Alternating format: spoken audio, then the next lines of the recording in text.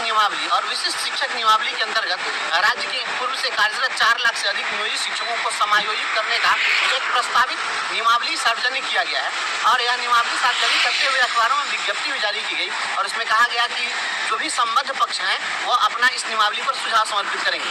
तो परिवर्तनकारी प्रारंभिक शिक्षक ने आज अपना सुझाव शिक्षा विभाग के उप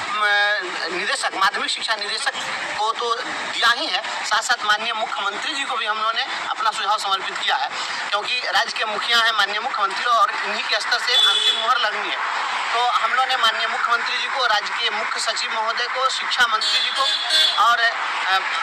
अपर मुख्य सचिव शिक्षा विभाग श्री के पाठक जी को और साथ साथ निदेशक माध्यमिक शिक्षा और निदेशक प्राथमिक शिक्षा को भी इसकी कॉपी हम लोगों ने समर्पित कर दी है, क्योंकि सबसे बड़ी बात यह थी कि जो सुझाव मांगे गए तो अब तक पूरे राज्य से लगभग 2 लाख से अधिक सुझाव मेल के माध्यम से आए हैं। यह बहुत बड़ा सवाल होगा कि 2 लाख से अधिक मेल जब किसी कार्यालय को जाएगा तो आखिर उन मेलों को पढ़ेगा कौन, या पढ़ पाना, उसको प्रिंट निकाल पाना, पढ़ना तो दूर की बात है, उसको एक नज़र कोई देख भी नहीं पाएगा। ऐसे समय में परिवर्तनकारी प्रारंभिक शिक्षक संघ ने यह नियमावली के विरुद्ध जो अपने सुझाव है, जो आपत्ति है, वह दर्ज करते हुए हमने हार्ड कॉपी सभी संबंधित कार्यालयों को, सभी शीर्ष पदाधिकारियों को और माननीय मुख्यमंत्री जी को हम लोगों ने समर्पित कर दिया है। इसके तहत हमने यह कहा है कि आप यह जो प्रोविजन बनाया गया है नियमावली की कंडिका 4 के तहत, उसमें कहा है कि जो पूर्व से कार्यरत नियोजित शिक्षक हैं इन लोगों को एक सक्षमता परीक्षा देनी पड़ेगी। तो आखिर सक्षमता परीक्षा किस बात की? आपने जो नियमावली बनाई है उसमें पूर्व की जो नियमावली थी उस नियमावली के तहत किसी भी के शिक्षक की सेवा 60 वर्ष निर्धारित कर दी गई पहले ही, और पूर्व से निर्धारित सेवा शर्तों के अधीन जो अर्हता पूरी करते थे उनकी सेवा 60 वर्ष के लिए पहले से है। तो जब पहले से उनकी सेवा 60 वर्षों के लिए है तो फिर बाद में आप यह कहेंगे कि वह सक्षमता परीक्षा दें और नहीं पास करेंगे तो उनको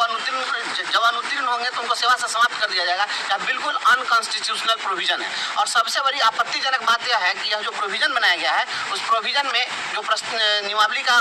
प्रस्ताव है उस नियमावली में कहा गया है कि बिहार सरकार संविधान की धारा 309 के तहत प्रदत्त शक्तियों का उपयोग करते हुए नियमावली बना रही है। हमारे हाथ में संविधान है, संविधान भी लेकर के हम आए और संविधान की धारा 309 अगर आप देखेंगे तो इस धारा में स्पष्ट लिखा है recruitment and condition of service of persons serving the union और ए स्टेट। मतलब कि इसके अंतर्गत जो नियमावली सरकार बनाती है, यह जो नियमावली है यहाँ आप देखेंगे इसमें यह जो संविधान की धारा 309 है, इस धारा के अंतर्गत प्रदत्त शक्तियों का उपयोग करते हुए जो नियमावली बनाई जाती है वह नियमावली केंद्र सरकार अपने कर्मचारियों के लिए या राज्य सरकार अपने कर्मचारियों के लिए बनाती है। मतलब कि इस नियमावली के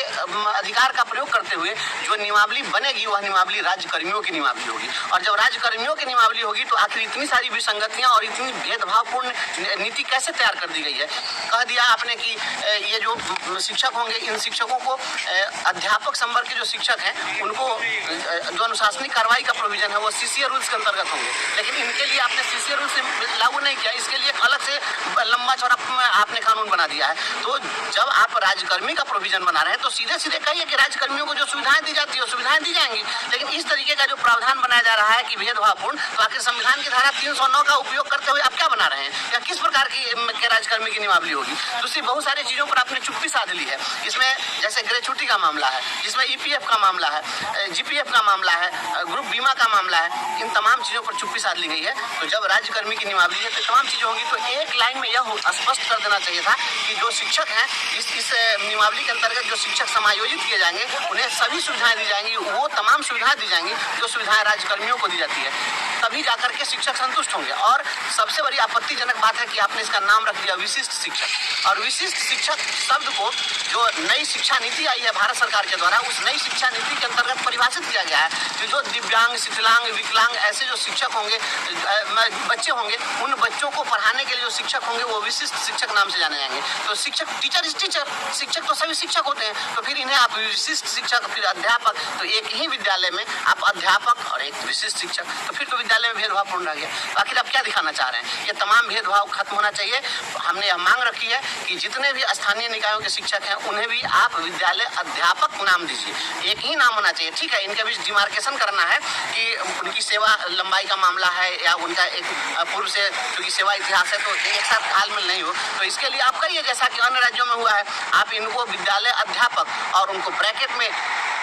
समायोजित जिला संवर्ग लिख दीजिए, और संवर्ग अपना स्पष्ट हो जाएगा कि ये समायोजित संवर्ग के लोग हैं। लेकिन नाम में किसी